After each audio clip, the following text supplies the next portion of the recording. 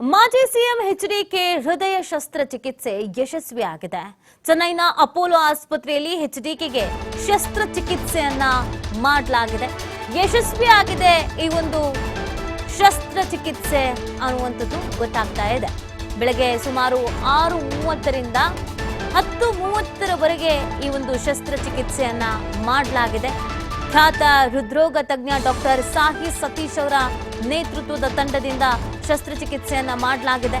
Doctor CN Manjunath ಸೇರಿ ಹಂಗೇರಿಯಿಂದ ಆಗಮಿಸಿದ್ದ ತಜ್ಞರು ಕೂಡ ಇದ್ರು. ಐಸಿಯುನಲ್ಲಿ ಚಿಕಿತ್ಸೆ ಪಡಿತಾ ಇದ್ದಾರೆ ಮಾಜಿ ಮುಖ್ಯಮಂತ್ರಿಗಳು.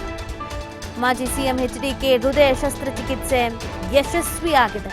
ಚೆನ್ನೈನ ಅಪೋಲೋ ಆಸ್ಪತ್ರೆಯಲ್ಲಿ ಎಚ್ಡಿಕೆಗೆ ಶಸ್ತ್ರಚಿಕಿತ್ಸೆ ಇತ್ತು. ಇದೀಗ ಆ ಶಸ್ತ್ರಚಿಕಿತ್ಸೆ ಮುಕ್ತಾಯವಾಗಿದೆ.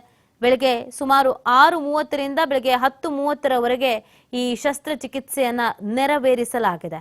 ಖ್ಯಾತ ಹೃದ್ರೋಗ ತಜ್ಞ ಡಾಕ್ಟರ್ ಸಾಹಿ ಸತೀಶ್ ಅವರ ನೇತೃತ್ವದ ತಂಡದಿಂದ ಈ ಶಸ್ತ್ರಚಿಕಿತ್ಸೆಯನ್ನ ಮಾಡಲಾಗಿದೆ. ಡಾಕ್ಟರ್ ಸಿಎನ್ ಮಂಜುನಾಥ್ ಸೇರಿ ಹಂಗೇರಿಯಿಂದ ಆಗಮಿಸಿದ್ದ ತಜ್ಞರು ಕೂಡ ಈ ಸಂದರ್ಭದಲ್ಲಿ ಭಾಗಿಯಾಗಿದ್ದಾರೆ. ಸದ್ಯ ಐಸಿಯುನಲ್ಲಿ ಚಿಕಿತ್ಸೆಯನ್ನ ಪಡಿತಾ ಇದ್ದಾರೆ ಮಾಜಿ ಮುಖ್ಯಮಂತ್ರಿಗಳು.